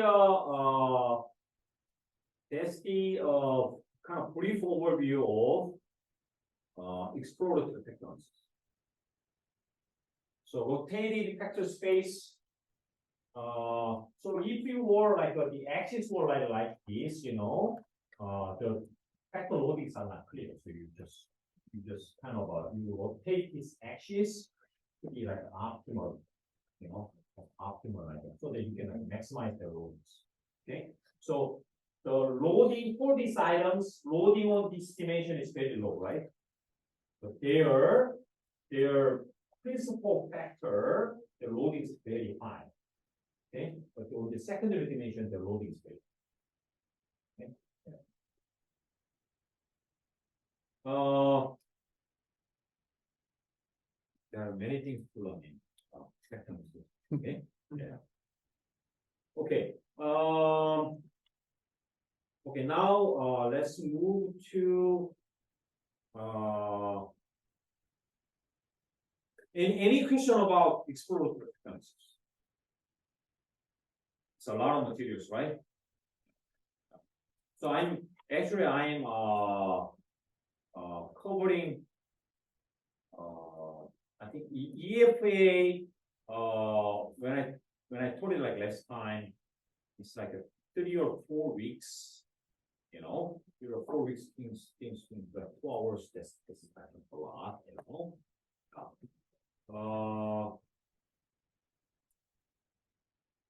Okay. Any questions so far? Let's see, okay. So, I mean, it sounds like let me make sure I have the terminology right. Like in terms of like eigenvalue, the piece that I'm looking through my notes to find in terms of the parallel analysis, and then also the rotation piece. Really what that is doing is confirming kind of those factors, right? Is confirming the items that fit to those factors. Would that summarize it? Yeah. No, they the number of factors. Yeah, number of factors. Yeah, number of factors. It's a 3 factor or 2 factor, 4 factor. So the script plot using eigenvalues and the parallel analysis, they are used for enumeration. Number of factors. The number Number of factors. with that, Yeah, that makes sense. Number of factors. What do you do when the like quantitative enumeration things like the eigenvalues and the scree plot point toward a different number of factors than your literature review would suggest? Sometimes what happens is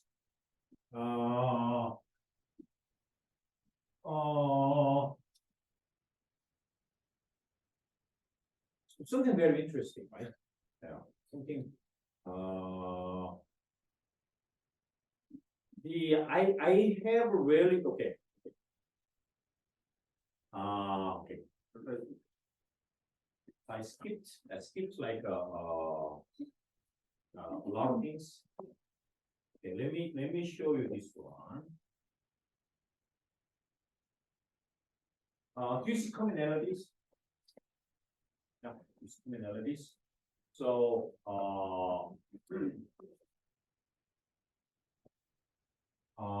communalities. So the first time when you run, so this is first out. So communality, UPC communalities. Communalities means the total percentage of variance in each item that is explained by the 2 factors. Here are 2 factors, right? They chose 2 factors. 2 factors, right? They chose 2 factors. You know, they choose 2 factors, right? So the 0.814, 0.849, so it's over like 80%. That's really strong. Okay, yeah. So the first thing you want to see is the communalities, and then actually this one very high, all of the items. So the what if you see a very low communality? You need to remove it. Remove the items. So factor analysis is a lot of work, a lot of like like iterative process involves.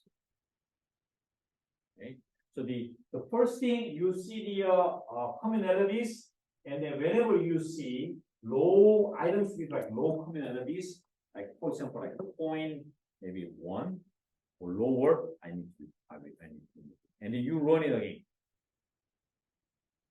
So this is a process of like you selecting best indicators for the factors. So, but you gotta be careful with the removing items because you fit. So right now it's two factors, right? So let's try 3 factors. What happens? Let's see what happens. So 3 factors.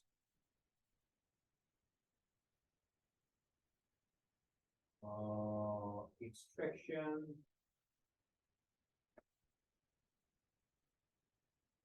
Maybe 4 factors, I just want to exaggerate. 4 factors. Right.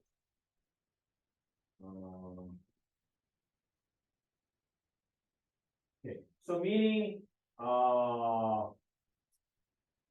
my point is you see like this kind of error messages, right? It tries to repeat 4 factor models is too many, right? So it kind of stopped.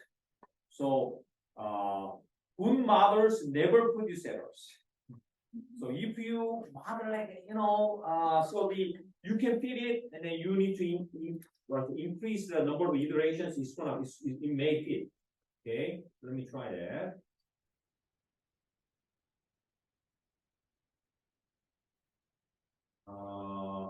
Extraction, and then you need to increase iterations 10,000 times. Like bootstrapping. Still errors. Okay, so you like begging, this, please produce something, but you like 10,000 times no, So full models usually produce results very quickly. Okay, so like a strangeness, like this working doesn't work, meaning your model is not correct. So not perfect. Okay, so what if your solution may be different from the predictions from the literature, right? Yeah. That's the question. So maybe you need to do literary review again. If you really, and then I mean, probably rare, but so it means your data supports something new, something significant. Maybe you can aim for like a very high ranking journal,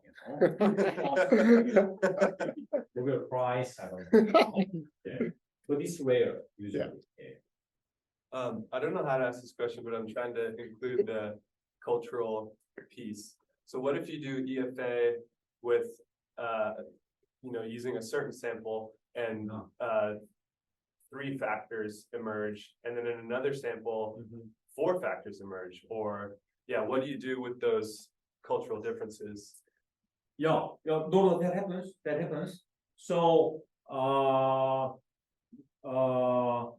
so that means different culture supports different things, Maybe I don't know, Asian culture, psychopathology, somatization factor is very strong, for example. Do you understand? Yeah. They express their psychological issues with like somatization. So maybe Western culture maybe not strong, but it can be very strong in like Asian culture, for example. So it happens, yeah, different culture. So there's a technique called multi-group CFA.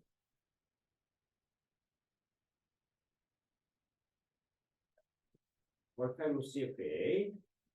So I'm gonna move on to so thanks so much.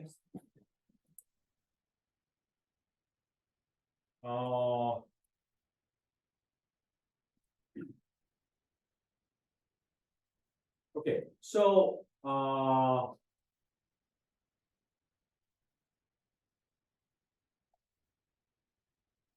you can do like a multi-group CFA.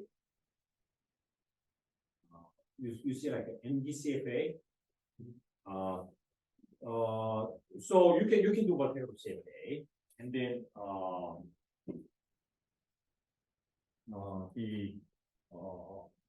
you really need to understand the factor analysis model, you know. But there's a right. So okay, so let's do this.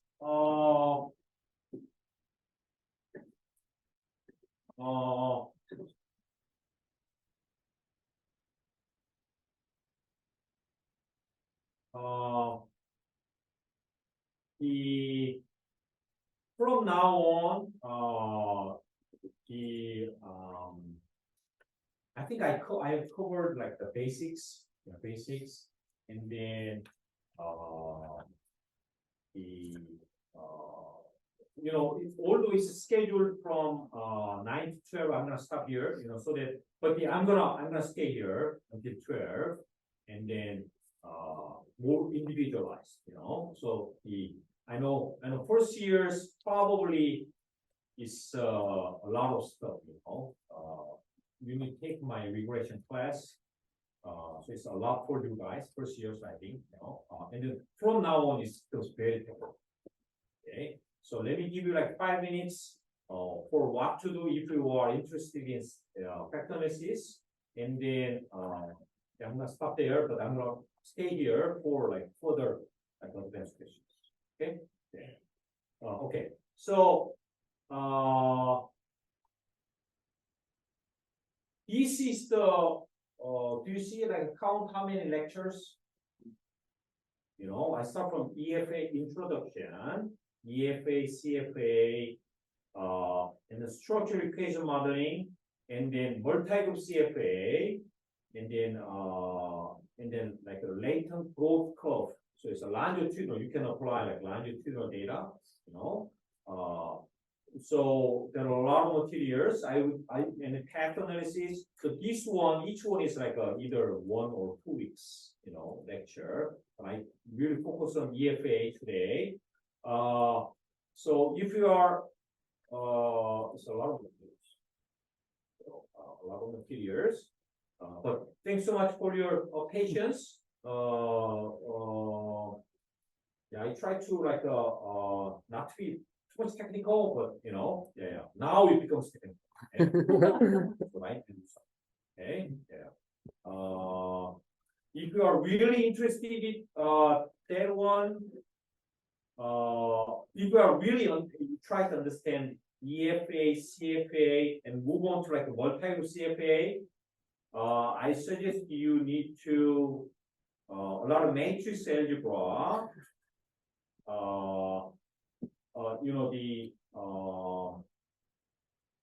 I stopped. I didn't want to show you this one, but here is the fundamental equation. Eigenvalue. You see a lot of these things, right?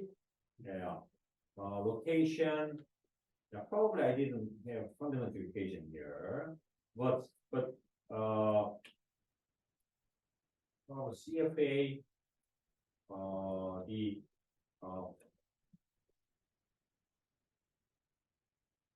I don't want to scare you, but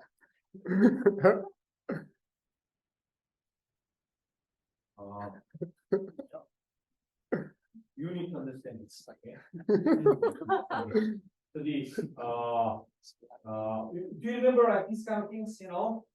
And then correlation matrix, basically covariance or correlation matrix, and then the factor loadings, factor correlations, and then error variance. You need to understand, and then you understand this one, and then you move on to multi-group CFA. And multi-group CFA, each group has their own factor loadings, factor variance covariances, and then error variance.